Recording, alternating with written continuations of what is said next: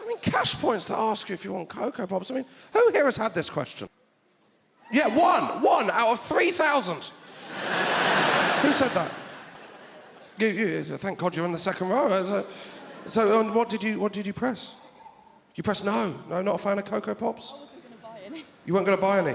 Just being truthful. Just being truthful? Yeah, no, it's not a time for lying. I wasn't going to go, wait a minute, you're lying to me. Get out the lie detector. 3,000, two of us. Why us? Is it targeted marketing? Because you'll hear about this, won't you? They'll see what you've bought previously and target things at you. But I haven't bought Cocoa Pops in 15 years. Unless they've gone through my bank statements and gone, fucking hell, he must be running low on Cocoa Pops, must they? I mean, even if he's only eating one pop a day, he must be down to his last few pops. I mean, what's your name, sir, at the front here? Dan. Dan. And are you a fan of Cocoa Pops? Not really, no. Not really? Well, unlucky. The whole show is about them. No, it's not. I've got sponsorship, and... No, you're not, so you'd have clicked no? I clicked no, Dan, because as I say, I was going on a date. And I thought the single worst thing you could turn up with on a first date would be a box of Cocoa Pops. So, good evening. Pretty confident where I'll be eating these tomorrow morning?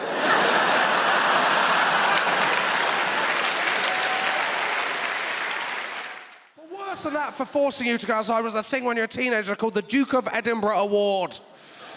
Yeah, that was bullshit. They said, you do this and it'll help you get a job in later life. And then you grow up and it turns out that camping is not a transferable skill.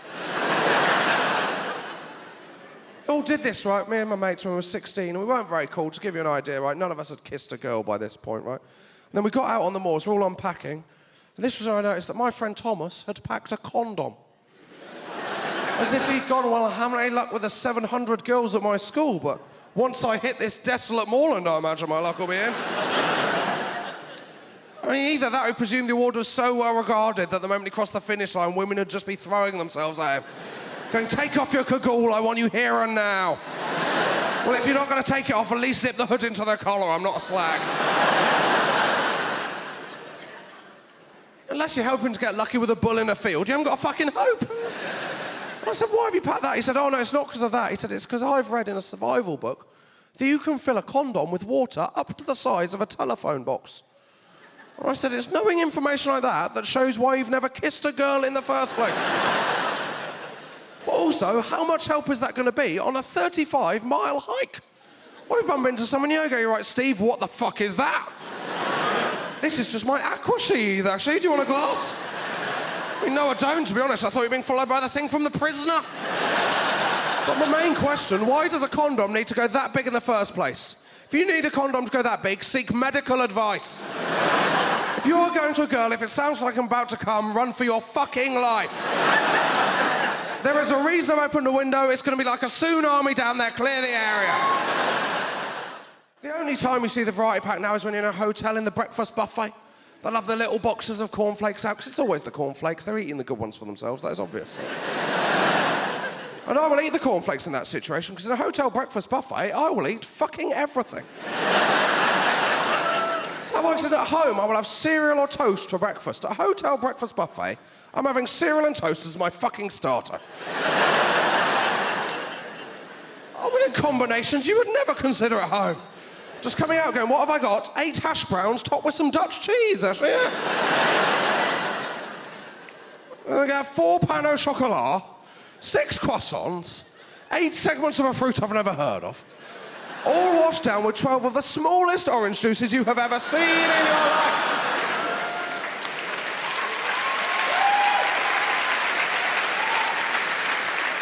I eat so much at breakfast buffet, I'm so tired, I have to go back to bed.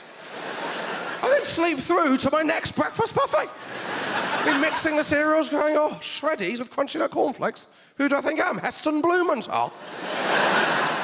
But you've got to do it, don't you? It's like when you're in Nando's, they give you the plastic glass to pour your own drink, and you think, well, be a fucking idiot not to make myself a spranter in this situation, wouldn't I?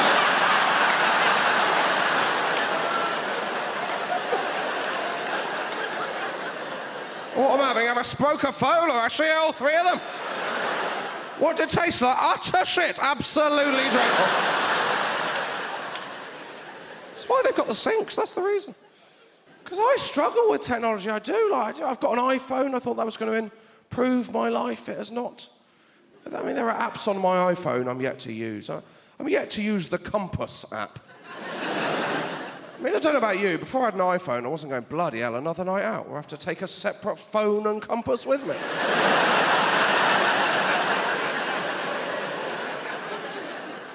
I mean, I love making a phone call in a northwesterly direction, but this is taking the piss.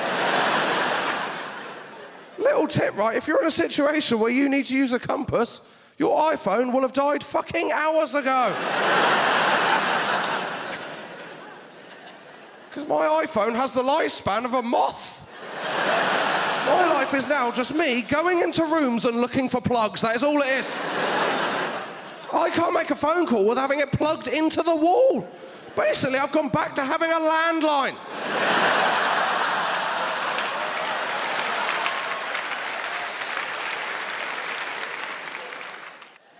I hate these people. The worst people, though, when it comes to food. The worst. The kind of people that make their own jam. And I realise this is a gamble with my audience.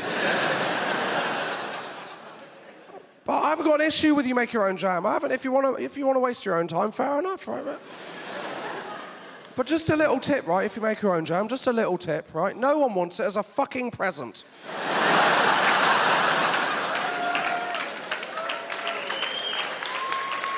Merry Christmas, I've made you a jar of jam. What? I bought you a digital radio. That is not a fair swap. Never at Christmas am I opening my presents going, please be jam. Please be jam. Preferably made by an amateur. Do you know the worst thing? The worst thing, it always comes in a jar that used to contain proper jam. I can see you've had good jam and I have to have your shit. And that's like we're going, Merry Christmas, I've got you the Game of Thrones DVD box set. Well, I say that, I've removed the DVDs and kept them for myself. And then made a home video of what I imagine the series would be like, which I put in there for you to enjoy. What is it? 25 hours of me with a broadsword and my tits out. Also, I've tied up the box with some checkered material around the top. And I've written June 2012 on the label, so you know which month of my life I am never getting back. You go out, you get invited to things, you have to go to these things, that's the problem. Birthdays are the worst because you feel you have to go, like. I keep getting invited to these birthday parties where my friends are trying to recapture their youth, where they go, oh, don't know whether you want to come out this weekend, Josh, but it's my birthday and we're all going to Laser Quest. No, I don't. So I can legally drink, I don't do that anymore. Been invited to Laser Quest, ice skating, bowling. It's my birthday in a few weeks, can I have my own? Gonna go, it's good news. I've rented a sports hall and we're resitting our sats.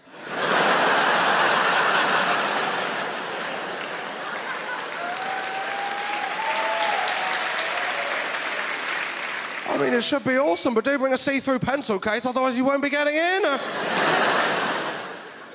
I had to go to Laser Quest. Have you been? The people that run it, right, they try and overcompensate for the fact they work in Laser Quest by being overly macho about everything they do. They went in, they go, right, welcome to Laser Quest. What I'm going to do is split you into 2 teams. I want you to have a think whether you're a winner or a loser. And I had a thought, and I thought, well, it's a Saturday afternoon and I'm in Laser Quest. If I'm honest with you, this is a no-brainer. I wasn't stood there thinking, fucking hell, this room's full of winners, isn't it? Is that Sir Steve Redgrave? Actually, he said, if you haven't been to Laser Quest before, what it is what war will be like in the future. Thought, I'm not sure about that. Not sure I'm going to turn on the TV in 10 years and go, oh, more fighting in Afghanistan. Wait a minute. Are they in a warehouse next to a bowling alley? Is that dry ice? Are they listening to 2 Unlimited? He's right, it's exactly like Laser Quest. No, I had to move recently. I hired a man in a van. I don't know if you've done this. It's a great deal. It's a great deal. What happens is you phone up and you ask for a man in a van, and then they send you a massive bell end in a van. That's how... I knew he was a bellend before he got there, right? I phoned him because he was late. He said, yeah, I'm just going down the high street, right? Just going past that bookshop. Water spoons. That is not its name. What you've done there is confuse two very different levels of shop. Where am I? Kentucky Fried Specsavers, actually, yeah. Do you want to meet at W.H. Greg's? It was worse when he turned up, he said, oh, I am knackered. And I thought, well, it's not going to improve anytime soon. I said, why are you knackered? He said, oh, well, I've got a new girlfriend and we're up all night because we're making a home porno. That is not an opening gambit. What am I meant to do with that? All you've done there is make me feel very awkward. So now I know we've got nothing in common. I mean, I would never make a home porno. I wouldn't, because I don't like hearing my voice played back to me. Let alone when I'm panting and apologising.